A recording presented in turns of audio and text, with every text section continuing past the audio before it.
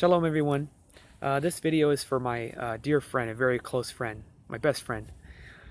He was speaking about Proverbs chapter 8. Usually Christian missionaries will use Proverbs chapter 8, which, when read out of context, like I said in many other videos, chapter 8 is, apart from Isaiah 53 and Daniel 9, Proverbs chapter 8 is used routinely to say, look, you're saying that there's no clear passages speaking about Jesus. This one has got to be it. Look what it's talking about. I was there in the beginning. I was there when you created this and that. They're trying to correspond with John chapter 1. Because John chapter 1 says, in the beginning was the Word, and the Word was with God, and the Word was God. So they use Proverbs chapter 8 to absolutely prove that John 1 is absolutely accurate with Tanakh. And I'm going to show you by the end of this, as I do in my other videos, when you study, if you study, you can always peel apart or make these arguments disappear because you read and you study. I can't say it enough.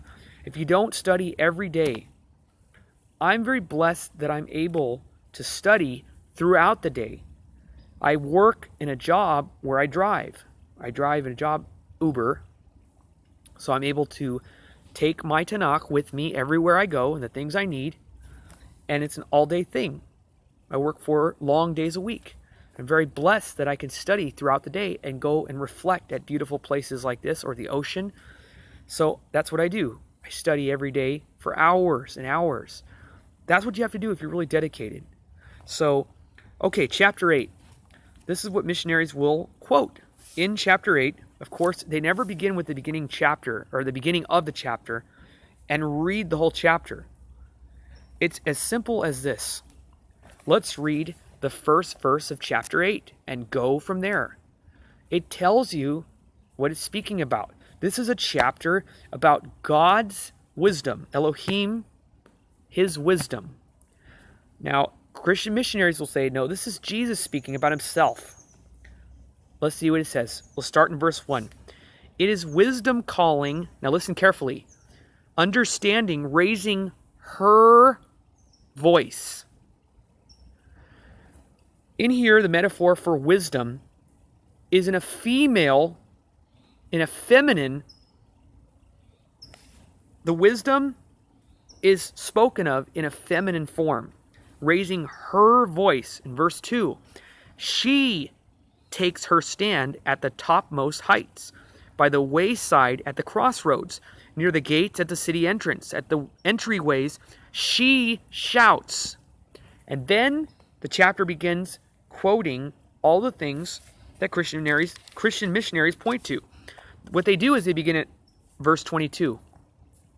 The Lord created me at the beginning of his course, as the first of his works of old. In the distant past I was fashioned at the beginning, at the origin of earth. There was still no deep when I was brought forth. And it goes on and on and on. It sounds like it's speaking about Jesus.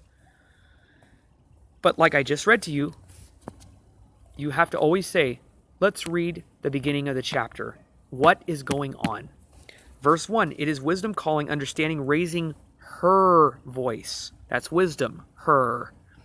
She takes her stand at the topmost heights. So again, wisdom is in the form, in a feminine form, and she raises her voice out. If that's not enough, which, missionaries will say, well, maybe that's just a portion and then it switches over. Well, let's start with chapter 9 is also talking about wisdom as well. Chapter 9 begins, wisdom has built her house. She has hewn her 7 pillars. She has prepared the feast, mixed the wine, and also set the table. Study, study, study. That's the key. Every day. If you don't study every day, you're going to get in trouble with these passages. And I can't express it enough. Context, context, context. What is the chapter speaking about? And if the chapter is not clear on what it's speaking about, then maybe you should read the whole book. It's very simple. So I hope that this was helpful. Don't be fooled by any verses or chapters that confuse you or make you... I mean, this is our whole eternity on the line here. Our whole eternity. Remember the first commandment. I'm speaking to all my brothers and sisters. Remember the first commandment. I am Yahuwah your God, who brought you the land of Egypt, the house of slaves. You shall have no other gods upon my face. He's saying straight out, if you're going to recognize me as your God, you cannot have another God, whether a Trinity, Son of God, demigod, lowercase g God. It cannot be. You shall have no other gods upon my face. This is worse, and it comes before idol worship, before statutes. This is worse than worshiping statues and idols. So you got to make a choice. It's your eternity. If you want to be popular, you want to go with what the mainstream is doing, then you're free to do that. I have to go with Scripture. I have to go with what Tanakh says. The Tanakh is very clear.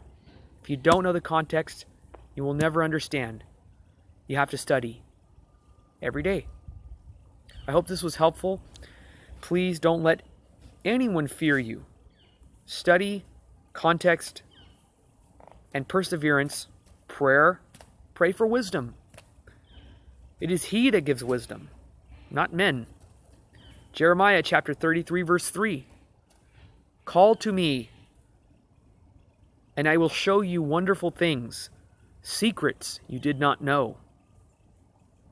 He doesn't say to go through a committee. He doesn't say to go through a mediator. Direct line to God. Directly to Elohim. I hope this was helpful. Shalom.